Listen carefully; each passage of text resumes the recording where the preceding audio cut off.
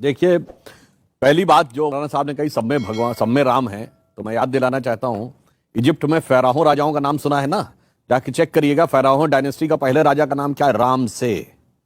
सोचिएगा राम से में राम कहां से आ गया? जॉर्डन रिवर, खूब इजराइल और फिलिस्तीन की लड़ाई होती है, जॉर्डन रिवर के वेस्ट बैंक पे बहुत बड़ा इजिप्ट का शहर है राम अल्लाह। अल्लाह समझ में आता है, राम कहां से आ गया उसमें? इसलिए राम सब जगह हैं, चाहे इधर देखिएगा ईस्ट में या वेस्ट में दिखाई पड़ेगा। लेकिन अपने घर पे उनको, मगर अब मैं एक सियासत का जवाब देता हूं और नए वर्ष का।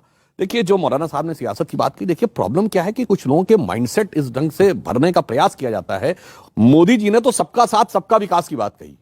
हमने जो निर्धन लोगों के लिए, वंचित लोगों के लिए योजनाएं दी हैं, 70% अल्पसंख्यकों का कोई ना कोई परिवार ने किसी न किसी योजना का लाभ जरूर लिया है। यह सोचने की बात है कि इतना देने के बाद भी वोट क्यों नहीं मिलता। दूसरी तरफ हिंदू समाज में 700 रुपए की बिजली देने के लिए वोट किसी को देने को तैयार हो जाते हैं। तो यह विचार भी एक करने का विषय है कि यदि हम सबको दे रहे हैं, फिर भी कोई उस लाभ को लेने के बाद भी विकास से ना संबंध रख के मन में किसी द्वेष से संबंध रख रहा है, तो मेरे विचार से इस स्वर्ण काल में हमें उस चीज का निवारण या परिमार्जन करने की जरूरत है। दूसरा, ये ग्रेगोरियन कैलेंडर का पहला महीना आ रहा है ना, जनवरी। हमारा नया साल शुरू होता है मार्च से। अब मैं एक बात कहना चाहूंगा, 2 महीने का अंतर है दोनों में।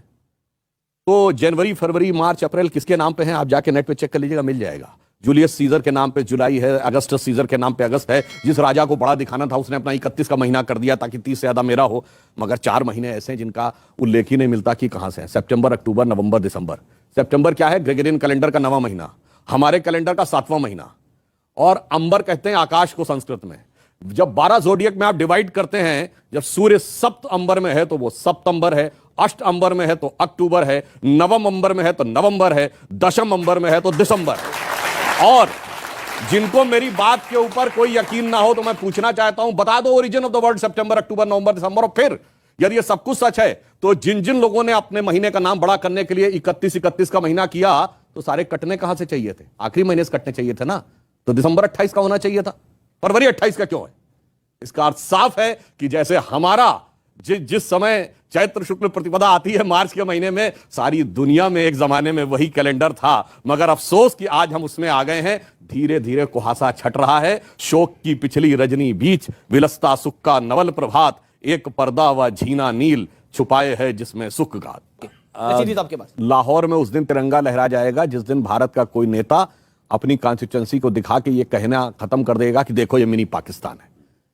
और शुरुआत हो गई उस दिन की जिस दिन हमारी सरकार आने से पहले बंगाल के मंत्री ने फरहाद हाकिम। और सुनिए, नहीं, अरे और एक और पूरी बात अभी भी मंत्री है। हमारी सरकार आने से पहले इस देश में, सुनिए, धीरे धीरे परिवर्तन हो रहा है। हमारी सरकार आने से पहले इस देश में पाकिस्तान के झंडे लहराए जाते थे। पाकिस्तान जिंदाबाद जिंदाबाद घाटी में कहा जाता था। मेरी जान पाकिस्तान कहा जाता था। अब मेरी जान पाकिस्तान कहने वालों की जान सांसत में अटक गई है। चिंता मत करिए। और हकीकत जानते क्या हो गई है? हमारी सरकार आने से पहले हम जाके शिकायत करते थे यूएन में कि पाकिस्तान सता रहा है। आज पाकिस्तान शिकायत करता है जाके कि हिंदुस्तान आंख दिखा रहा है। और स्वर्णिम काल की शुरुआत और देखिए जनाब, याद करिए वो वीडियो।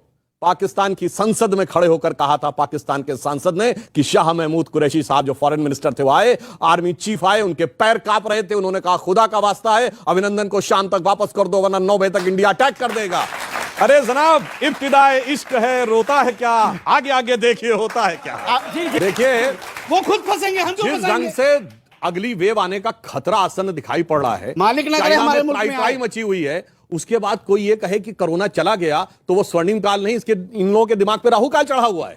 इनको इस बात को समझना चाहिए। सुन लो साहब, अब नहीं कोरोना काल क्यों नहीं कह रहे? तो कोरोना काल कहिए, फिर कोरोना काल कहिए, कोरोना काल कहिए इसको। पूरी बात सुनिए। हाँ, मैं पूरी बात जो कह रहा हूं। अरे चाइना में कोरोना में तबाही हुई, यूरोप में तबाही हुई, देखा क्या था इटली में माहौल और क्या था इंग्लैंड में माहौल, क्या था अमेरिका में माहौल, कितने लोग मारे गए। उसके मुकाबले भारत जिस परिस्थिति से निकलने में सफल हुआ, यह दर्शाता है कि मोदी जी की क्षमता और भारत की आंतरिक क्षमता दोनों ने मिलकर वह कमाल दिखाया है।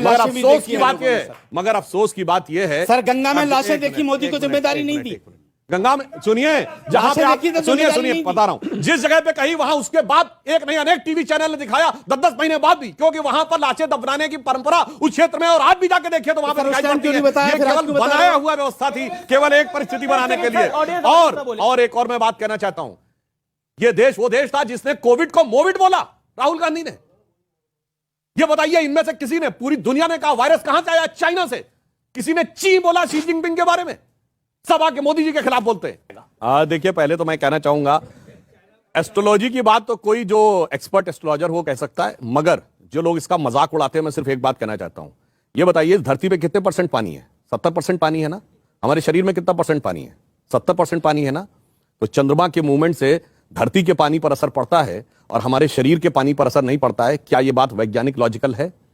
इसका अर्थ हुआ कि हर मूवमेंट के साथ असर पड़ता है। अब यह है कि अभी साइंस को उस मूवमेंट का असर नापना नहीं आया है, इसलिए वो इस ढंग का मजाक उड़ाते हैं। पर जहां तक आपने काल की बात कही, तो मैं ये कहूं कि जब भगवान राम का भव्य मंदिर आगे बढ़ रहा है, और ये कोई लोग कहते थे ना, रामलला हम आएंगे, मंदिर वहीं बनाएंगे, तारीख क्या नहीं आप कहते थे बताएंगे। भैया? नहीं, तारीख नहीं बताएंगे। वो तारीख नहीं थी, वो काल चक्र की गति थी। क्योंकि भगवान राम का मंदिर काल चक्र की एक बड़ी गति का प्रतीक था। और इसीलिए आप देखिए, ज्यों-ज्यों भारत आगे बढ़ा, त्यों-त्यों राम मंदिर का मामला आगे बढ़ा। हम 47 में आजाद हुए। कॉन्स्टिट्यूशन लिख के किस दिन तैयार हुआ? 26 नवंबर 1949, और रामलला प्रकट हुए 22-23 दिसंबर 1949। अब आप आइए, उसके बाद भारत के अंदर सबसे बड़ा परिवर्तन आया, अर्थव्यवस्था का परिवर्तन आया। 90 से 91 के बीच में अर्थव्यवस्था का ढांचा भी टूटा और विवादी ढांचा भी टूटा। भारत के अंदर भी बड़ा परिवर्तन आया, और इसके बाद सबसे बड़ा चेंज आया राम मंदिर के समय में। मैं बताना चाहता हूं, जब 2002 में एक बार शिला पूजन हुआ, 2002 और 3 जाके चेक कर लीजिएगा, 2002-3 पहली बार ऐसा था जब हम एक क्वार्टर के लिए चाइना को आगे निकले थे 10.5% के साथ। फिर आया 2010, जब इलाहाबाद हाईकोर्ट की लखनऊ बेंच ने जजमेंट दिया। 30 सितंबर 2010, अक्टूबर 2010 में भारत की संसद में आके बराक ओबामा ने कहा, India is not emerging, India has emerge. और जब जजमेंट आया, तो केंद्र में मोदी जी की सरकार और यूपी में योगी जी की सरकार जानते क्यों थी? जब प्रतीकात्मक कार सेवा हुई थी, हमने की थी 9 नवंबर 1989, जाके चेक कर लीजिएगा, देवोत्थानी एकादशी थी। 30 अक्टूबर 1990 देवोत्थानी एकादशी थी। देवता जागृत हुए थे, वह कार्य सफल हुआ, क्योंकि भगवान राम जानते क्या है? तात राम नहीं नर भूपाला। ये कोई मनुष्य नहीं थे इनका आप जन्म मांग रहे थे। तात राम नहीं नर भूपाला, भुवनेश्वर कालहु कर काला।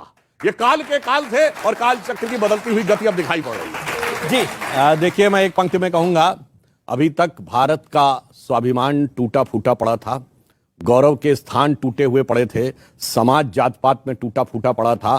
तो अब स्वर्ण काल कैसे आ रहा है? अटल जी की इस पंक्ति से कहना चाहूंगा, टूटे हुए तारों से फूटे बासंती स्वर, पत्थर की छाती में उग आया नव अंकुर, झरे सब पीले पात कोयल की कुहुक रात, प्राची में अरुणिमा की रेख देख पाता हूं, गीत नया गाता हूं, गीत नया गाता हूं।